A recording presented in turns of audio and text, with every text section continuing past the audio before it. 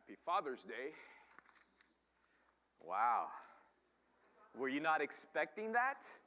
Should I say happy pre-VBS day and everybody would have been more cheerful and ready? So let's try that again. Happy Father's Day. All right, thank you.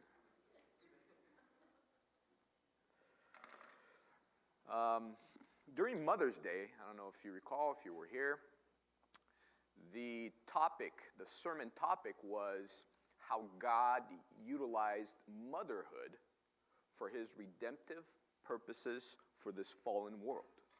And we utilized Eve as the main figure in that particular sermon. Today we will do something similar, how God has utilized fatherhood for his redemptive purposes in this fallen world. Now, I would have a very hard time utilizing Adam for that, for obvious reasons, but there is another person, another character in the Bible that can be utilized for that. And specifically, we will focus mainly on David and his lineage. So go ahead and turn your Bibles to 2 Samuel chapter 7. The main portion or the main verses that we will utilize today are found in 2 Samuel chapter 7 from verse 11 to 16. But I will refer to other passages within the book that narrates the history of the kings of Israel. So we'll look at Chronicles and Kings, 1st and 2nd. So I'll refer to those as well, but here is the main text that we will utilize.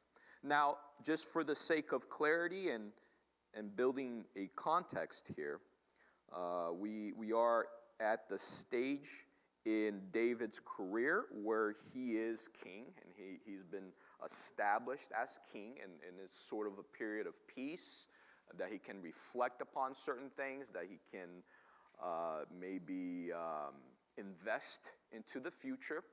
This, by the way, is something that comes right after what the youth is covering, correct? You guys covered chapter 6. You stopped right there, did not go any farther. Okay, so the following week, you skip over. So you guys know this comes after that story of the ark, right? So that happened. And now David, here he is. Again, a time of peace. All the enemies were dealt with. He didn't have to deal with any battles, any wars. And as he was contemplating his situation, what was happening with his life and with the kingdom, he wanted to build a house for the Lord, specifically something that would contain the ark. He wanted to please God in that fashion. So he talked to Nathan, his buddy, his pal, the prophet. And Nathan at first said, go ahead, do whatever is in your heart. That's a great idea, build a house for God. But then Nathan was confronted by God in a way to sort of deal with that situation, because there are certain things that God did not want David to do and certain things that he did want David to do. And again, God was going to utilize Nathan to clarify all that. So here we are again in 2 Samuel chapter 7. I will read from verse 11, and this is basically God's response to this idea of David, of him building a house for the Lord. Since the time that I commanded judges to be over my people Israel, and have caused you to rest from all your enemies, also the Lord tells you that he will make you a house. When your days are fulfilled and you rest with your fathers, I will set up your seed after you, who will come from your body, and I will establish his kingdom. He shall build a house for my name, and I will establish the throne of his kingdom forever. I will be his father, and he shall be my son. If he commits iniquity, I will chasten him with a rod of man and with the blows of the sons of man. But my mercy shall not depart from him, as I took it from Saul, whom I remove from before you. And your house and your kingdom shall be established forever before you. Your throne shall be established forever. So we'll stop right there on verse 16. So basically, God's response to this proposition that David had, and now Nathan is being utilized as a middleman between God and David just to kind of settle this. Basically, God said, you know what? Thank you, but no thank you. How cute you are, wanting to build me a house. Never asked for a house, never needed a house. You are a man that has blood in your hands, so let's put a pause on that. My house will be built eventually, but instead of you building my house, here's what's going to happen. I will build you a house. And then he goes on to say that he would bless David's lineage. He would bless David's sons. He would bless David's family. And a kingdom would be established through them that would last forever. So obviously this is a great promise, a great blessing, something that pleased David immensely. Now, we all know the story of David. David was not a perfect man by any regards, but the Bible is very clear in describing David as a man after God's own heart. And whenever a king is evaluated, if you go through the books that describe all the kings of Israel or the northern kingdom and the southern kingdom, every once in a while, you see that there is always an evaluation with David because he is the prototype of a good king. But again, not a perfect man, yet a guy, a person, a man, a king who had a heart for God. There's that situation when Samuel was going to pick the next king. So the first king was Saul. That didn't work out very well. So then Samuel went to anoint another king, and he went to Jesse's house, who had several sons.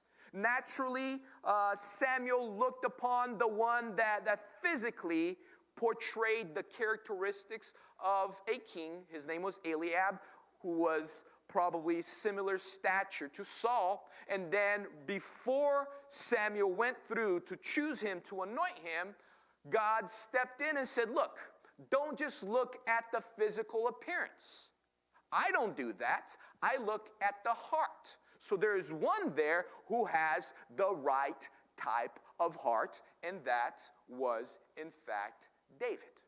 So David knows this. David knows that God has blessed him in this manner. So this usually is called the Davidic covenant. So there is this promise of sorts for David and his lineage. Now, if you fast forward into David's story, David's history, when you get to the point of his last days, he knows that he has to set the stage for his son.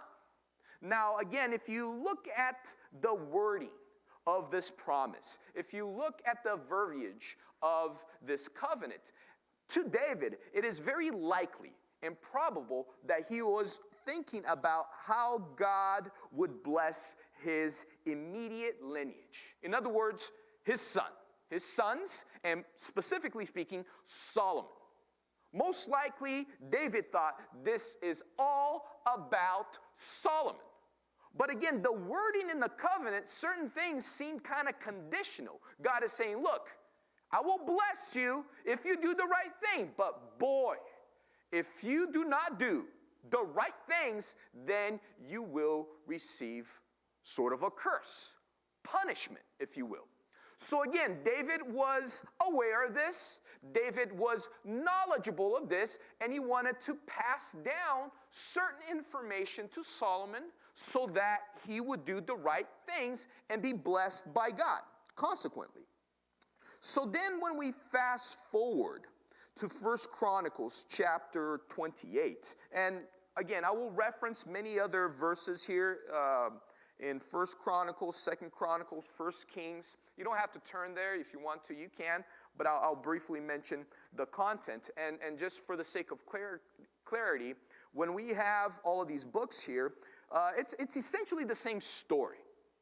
So the books of Samuel, 1st and 2nd Samuel, they serve as a historical bridge between judges and the kings. Get that? Judges, they were rulers, they were leaders, but they were regional leaders. They were not monarchs. And then eventually you have kings. And the bridge to that, the historical bridge are the books of Samuel. 1st and 2nd Samuel was actually the last judge. And he was the one who anointed the first 2 kings of Israel. And then you have a bunch of other kings named in 1 Kings and 2 Kings, followed by 1 Chronicles and 2 Chronicles. 1 Chronicles and 2 Chronicles is essentially the same story as 1 Kings and 2 Kings, but it portrays a more favorable account of history. It focuses a lot on David and Solomon, but basically it's the same story, but it's more nationalistic. It focuses on the good things and not so much the bad things that happened throughout that period of time. So again, we're kind of situated and we are aware of what we're looking at. So in 1 Chronicles chapter 28, when David now is prepping his son to fulfill the duties of a king and make sure that he is in a position to be blessed by God, blessed by the covenant that was made between God and David, this is what David tells his son Solomon. Know the God of your father and serve him with a loyal heart and with a willing mind. Again, 1 Chronicles chapter 28, verse 9. Within that context, David even mentions that God selected Solomon to be this king, to be this next king in line that he would bless the kingdom through. So here we see, again, this encouragement from David. And it's interesting because, as I've stated, David had a heart for God. But here it's almost like David is going one step farther. He's saying, my son, I want you to be like me, but I want you to be even better than me. Not only serve God with your heart, but also do so with your mind. Maybe David was reflecting upon his own failures, his own mistakes, and maybe he assessed that often his heart was in the right place, but his mind strayed away. And again, he wanted something better for his son because he knew that supposedly God had selected his son to serve as this primary person that he would bless the kingdom and consequently the world. So that was the encouragement to Solomon. And then when we look at Solomon's life and we see the beginning of his career as a king, it started out pretty well. God basically spoke to Solomon initially after his coronation and, promised him anything that he would ask. God said to Solomon, ask whatever you want and I will give it to you. And Solomon answered more or less by saying, look, all I want to do is be able to judge and to lead your people correctly. Give me the wisdom, give me the knowledge, give me the insight so I can do such things. And God was very pleased. And within that context, God stated, because you did not choose honor, because you did not choose riches, because you did not choose the lives of your enemies, I will give you all of those things, plus the wisdom and the knowledge that you have requested, that you have asked for me. And we know that Solomon became a very wise and knowledgeable person. The most wise and knowledgeable person on earth throughout all of history. Maybe not Jesus, but again, that's kind of a hard person to compare yourself to. But aside from Jesus, he was the guy. Monarchs, royalty from all of the world who would hear about the stories of Solomon would go and visit him just to see if all of those stories were true. And usually, after the meeting, they were even more amazed because the stories did not do him justice. He was that wise of a king and a person. So, check mark. My father encouraged me to have a loyal heart and a willing mind. I got the mind down. But unfortunately, if you fast forward through history, when the Bible, when these historical books give accounts of Solomon's life and even evaluate what he became, this is what is stated. And now I'm going to read to you from 1 Kings chapter 11, verse 4. And within that context, it's stated how many wives and how many concubines Solomon had. And on verse 4 of 1 Kings chapter 11, it states, "For it was so, when Solomon was old, that his wives turned his heart after other gods. And his heart was not loyal to the Lord his God, and was the heart of his father David." Uh-oh. What happened here? We have David, who had a heart for God, not a perfect man, received this covenant, received this promise, wanted that and understood that ultimately that would be fulfilled through his son's life, Solomon. Encouragement to him, be like me, but even better. Have a heart for God and have a mind for God. Serve him with both. Solomon did great with the mind part, but when it came to the heart, a complete failure. But not total failure. He got half of it right. And one could argue, okay, maybe this is a work in progress. Maybe God was not just focusing on Solomon. Maybe this thing is going to get better as years go by and as David's lineage progress. Maybe David had the heart, Solomon had the mind, and the grandchild, the third in line, would have both heart and mind. Maybe that's the plan. Okay, so let's figure this out. Let's look through history and see what occurred. Solomon, as you would expect, with so many wives, right? He had a lot of children, one of which had to become king. And eventually, Rehoboam became king.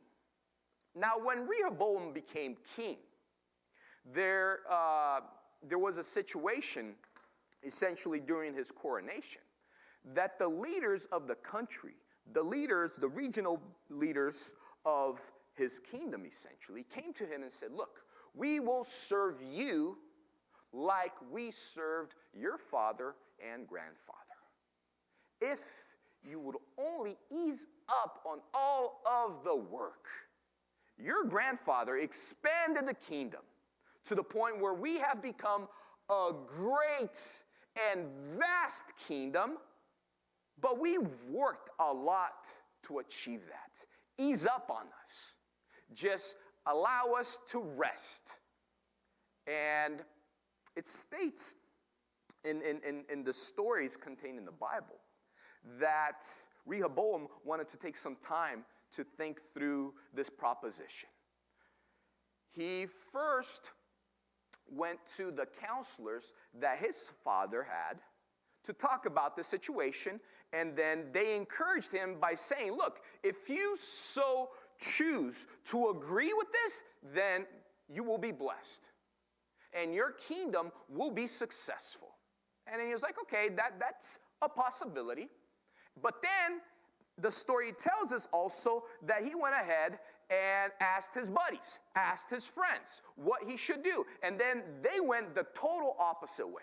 They said, do you want to be respected? Do you want to be honored? You can't give in to these requests. And that enticed Rehoboam.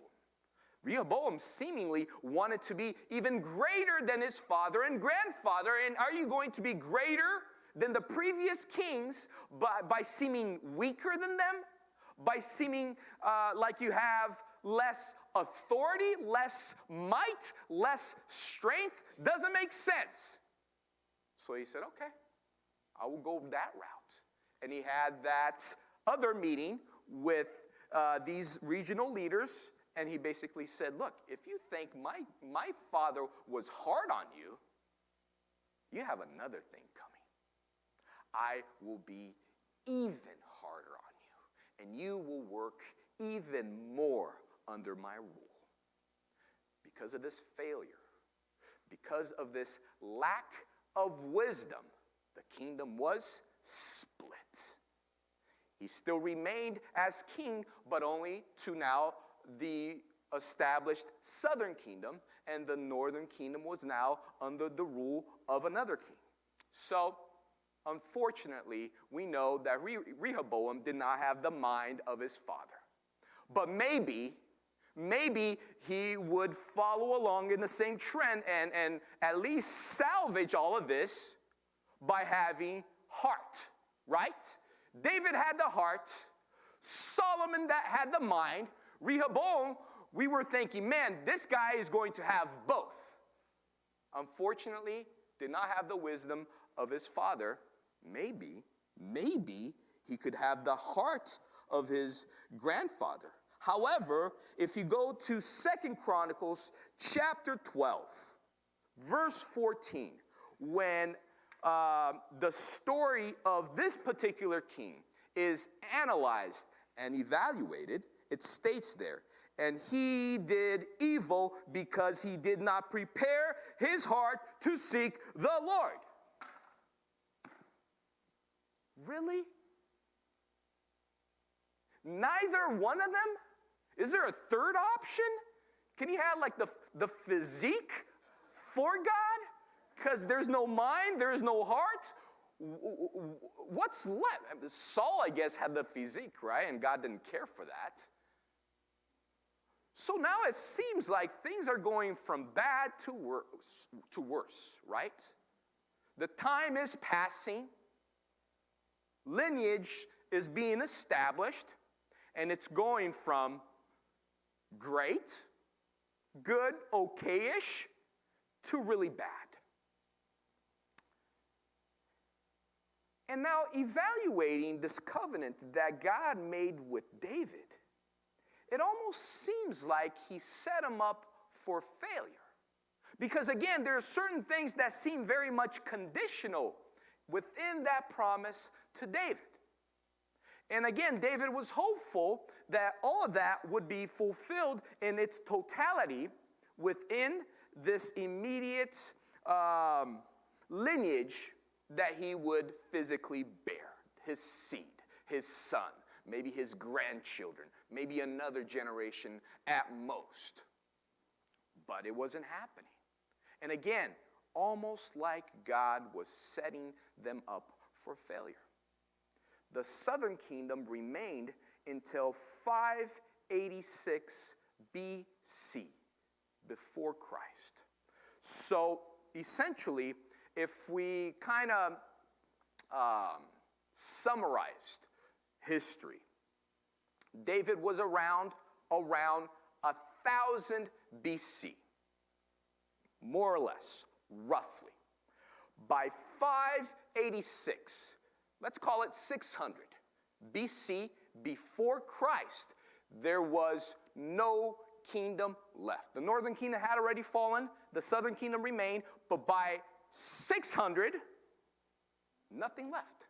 Now, BC, you have to count backwards. So, start from 1,000, 900, 800, 700, 600. Within a period of 400 years, no more kings left. What happened here? What happened to the promise? What happened to this fatherly covenant that God established with David through his lineage? It seemed like it was all gone. It seemed like it was lost forever. Again, it seemed like God had set him up for failure. I remember a time when, and I guess this is not my brightest moment, but very typical as a father. Your kids, you play around with your kids, and sometimes you bet them things. And in one particular time, somebody grabbed a bug, found a bug. There are bugs everywhere. I can't remember what bug that was. And then I grabbed a bug, and this child shall remain nameless. But I bet this child, well, if you eat this bug, I will give you $1, $5, I can't remember the monetary, but it wasn't that much, but it was enough to be enticing. And then this said child grabbed the bug, looked at it, and popped it in his mouth. However, he swallowed it. And I said, sorry. I said, eat the bug. Eating has to do with chewing, savoring, right? You swallow medicine. If I give you a pill, I don't tell you to eat it, I tell you to swallow it. You bypass the chewing, and it goes straight into your stomach, and it does the rest. That's not what I told you. I told you to eat it, not swallow it. So obviously he failed the test. And that condition was not met. So I was not obligated to pay him or her to eat the bug. And again, it's almost like God was setting David up for failure. Because again, if you look at history, no one in that lineage really fulfilled everything that needed to be accomplished for those promises to be done by God. 400 years, nothing. But then what happens? 500, 600, 700, 800, 900, 1,000. Now we're at year 0, right? You count backwards. And then you have Matthew. You have Matthew chapter 1. And as you know, we have there in Matthew chapter 1 the lineage of Jesus. And on verse 6 and 7 of Matthew chapter 1, we see, and Jesse begot David the king. David the king begot Solomon by her who had been the wife of Uriah. Solomon begot Rehoboam. And then many other names. And eventually you get to Jesus. Roughly 1,000 years later.